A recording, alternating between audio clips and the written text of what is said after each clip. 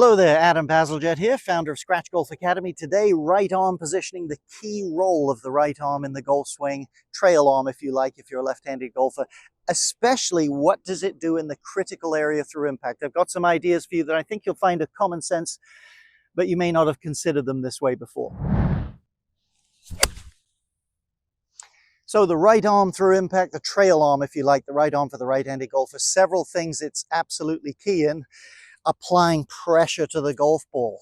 That determines to some extent, or it's related to the low point of the swing. Really, really important what's going on there. Certainly it affects swing plane. We're going to look at that momentarily here.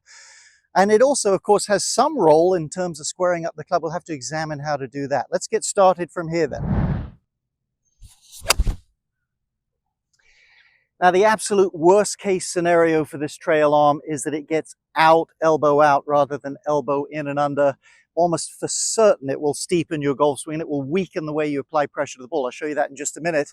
Certainly the arm shouldn't stay stuck. It should straighten. Picture me, let's say, hammering a nail into a wall a couple of feet above the carpet. It should straighten, but it should be at this angle. Now, frequently when people do that, they leave the club face open, which is a big, big problem, and it gets them back to doing this. So we'll examine that as well as the video goes. So let's say that's our target line. Obviously, there's the golf ball. Now, when the right arm is more under, you can apply pressure more effectively than when it's this way.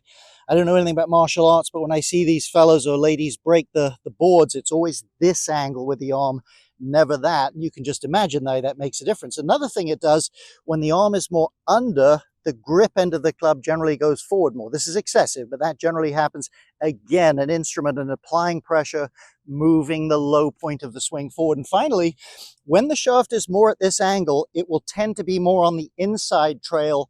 Once it flips and gets that way, it's a factor in making the club go this way. Let's have a look at me in slow motion briefly, then we'll tackle more of it, especially how you can square the club face. So here's me coming down, weights on the lead side there. Look at that right arm.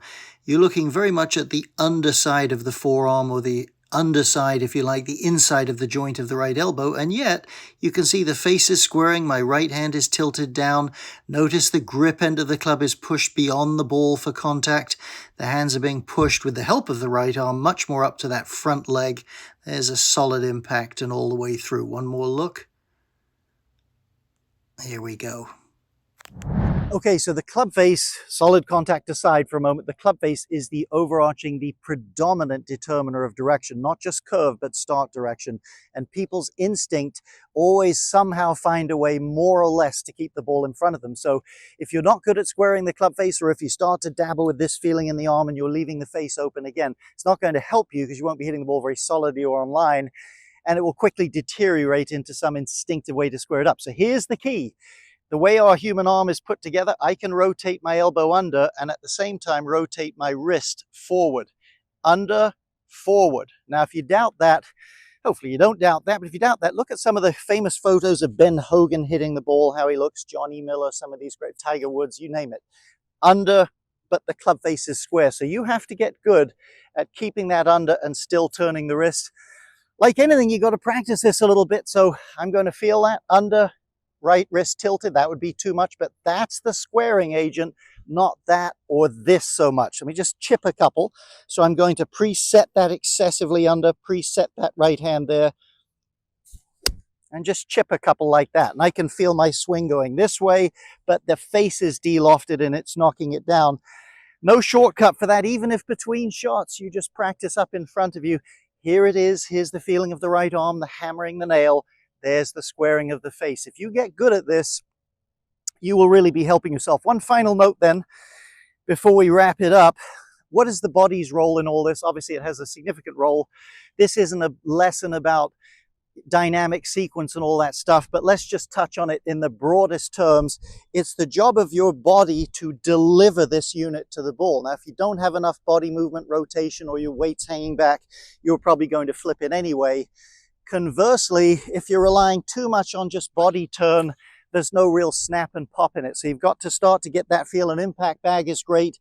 One of those big bags there, how you can feel some movement in your body, but then that begins to stabilize so you can really pop the thing. Again, like you might pop some board if you were doing karate.